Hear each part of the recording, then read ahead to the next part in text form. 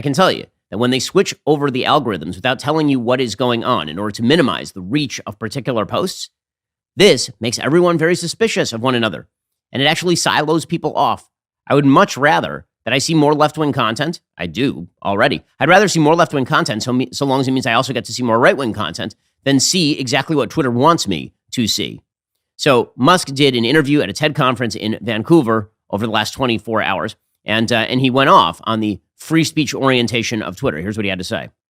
If in doubt, let the speech, let it exist. It would have, if it's a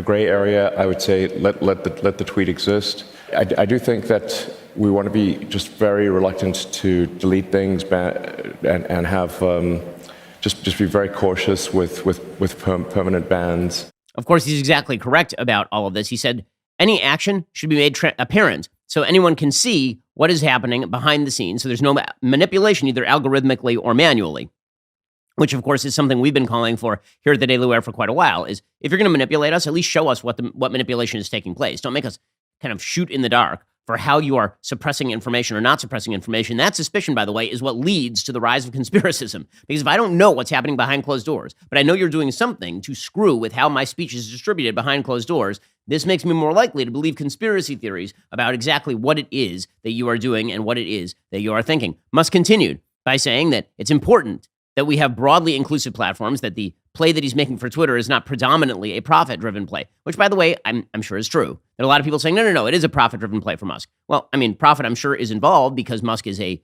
very, very wealthy man who doesn't make stupid economic decisions as a general matter. However, there are better investments than Twitter. I think that Musk actually does believe that he makes a world of difference by getting involved in platforms like Twitter and opening them up.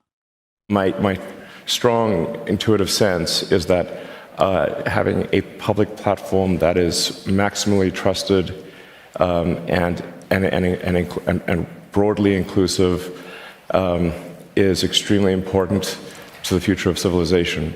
He is absolutely correct about this. If we can't have platforms where we at least argue and discuss with one another, if there's a feeling that you have to be on a different platform in order to discuss politics than Twitter, and Twitter is just for the left-wingers, it's amazing. Everybody on the left is constantly worried about news siloing, about information siloing. You guys created the silos. You are the ones who are hardening the silos. We know what you are doing.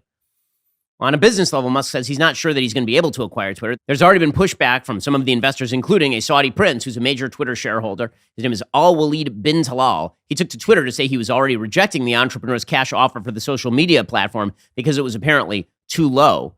Musk, for his part, he then tweeted, you know what, why don't you ask the shareholders whether it's too low? He said, quote, it would be utterly indefensible not to put this offer to a shareholder vote. They own the company, not the board of directors. He also pointed out in a filing that you guys, there's been like Goldman Sachs reports showing exactly how much the company is worth, and I'm offering you more than the company is worth. He posted the Goldman Sachs rating for the company according to Daily Wire. He said, quote, if the current Twitter board takes actions contrary to shareholder interest, they would be breaching their fiduciary duty. The liability, they would thereby assume, would be titanic in scale. And he posted a screenshot of Goldman Sachs' equity research rating for Twitter, saying that the company was a sell stock as it was falling behind performance forecasts, which of course is true. They lost a lot of money last year. They lost a lot of money the year before.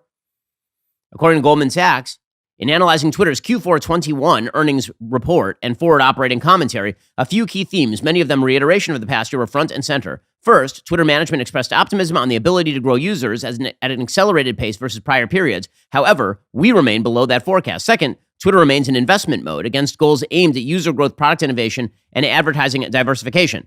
So he's saying, you guys keep saying that it's worth a lot of money, but I've noticed that you guys keep losing money. And then when I offer to pay you a lot more money than the stock is actually worth, you're telling me no, right? He is offering $54.20. The stock is currently valued at somewhere between $43 and $47, kind of bouncing around a little bit. So he's offering a pretty solid premium above what the actual public stock price is worth. And a bunch of people are saying they don't want to sell their stock. That has a lot less to do, I have a feeling, with people not willing to make profit because they really think the upward trajectory of Twitter is strong. And a lot more to do with the simple fact that they don't like the idea that Musk is going to come in and open up the business. We'll get to more on Elon Musk taking over Twitter in just 1 second. First, my sleep quality, I will tell you, this week, I was actually stuck at a hotel for a night.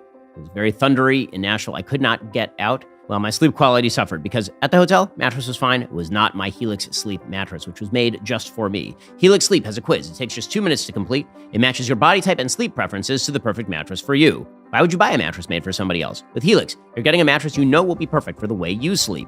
Everybody's unique. Helix knows that. They have several different mattress models to choose from. Got soft, medium, firm mattresses that are great for cooling you down if you happen to sleep hot, which I do. Mattresses that are great for spinal alignment to prevent those morning aches and pains, even a Helix Plus mattress for plus-size sleepers. So, if you're looking for a mattress, you take the quiz, you order the mattress you are matched to, the mattress comes right to your door, shipped for free. Just open the box, it inflates right in front of you. Just go to helixsleep.com/Ben, take their 2-minute sleep quiz. They will match you to a customized mattress that'll give you the best sleep of your life. They've got a 10-year warranty. You can try out the Helix Sleep mattress for 100 nights risk-free. They'll even pick it up for you if you don't love it, but you will. Helix has financing options, flexible payment plans. A great night's sleep is never far away. Helix is offering up to $200 off all mattress orders and 2 free pillows for our listeners at helixsleep.com/Ben. So get started right now. Get the special deal at helixsleep.com/Ben. You can see this from the commentary. So, for example, you have Scott Kessler, Vice President and Global Lead for Technology at Third Bridge, a research firm, quote, "Sometimes when people are idealistic or aspirational, they don't think about the other side of these considerations. Reducing harassment is something the company spent a lot of time and money on over the last couple years. I think by many accounts, they've done a pretty good job." Joan Donovan, research director at Harvard Kennedy's Shorenstein Center on Media, Politics and Public Policy, said reducing the harm caused by online campaigns targeting minorities and other vulnerable groups needs to be a priority in the C-suite. Musk does not seem concerned with that. Now, I've noticed that they keep quoting people who have never owned a business. They're quoting a lot of people who are experts and academics, people who work for places like the Harvard Kennedy Shorenstein Center on Media, research directors. And you know what they aren't? Billionaires. And there is a reason they're not billionaires. Now, there's some equity analysts who are saying, no.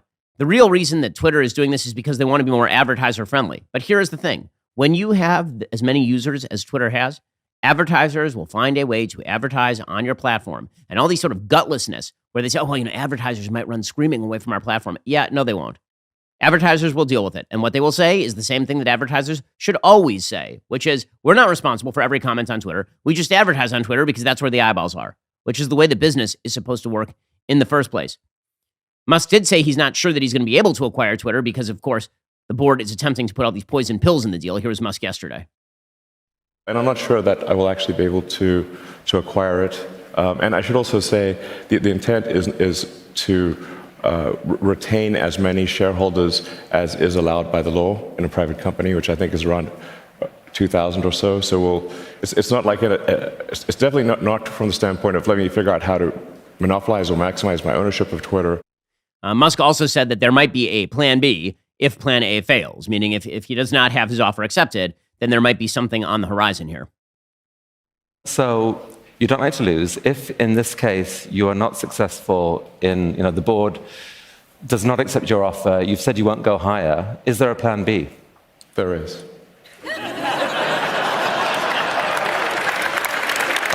I think we would like to hear a little bit about plan B. For another time, I think. Another time? Yeah. All right. Well, good for him. Good for him. So a lot of people on the right are celebrating Musk. A lot of people on the left are very angry at Musk. I mean, listen, I think Musk is doing amazing work. First of all, he's an amazing entrepreneur. He's revitalized the space program in the United States. Tesla is an incredible company. And he is one of the great entrepreneurial stories of the 21st century, maybe the best entrepreneurial story of the 21st century. And the fact that he is now dipping his toe into these waters in an attempt to broaden freedom of speech makes him somewhat heroic. Okay, I'm not going to put any sort of shine on this. It is a heroic act to take your money and put it where your mouth is. If you believe that Twitter is doing a bad job in preventing content from being disseminated to the public, and then you decide to take billions of dollars and plop them on the table, this is an act of actual free speech heroism. We're in a battle for the culture and for our values. Like and subscribe to help keep our videos on the front line of the fight and top of your feed.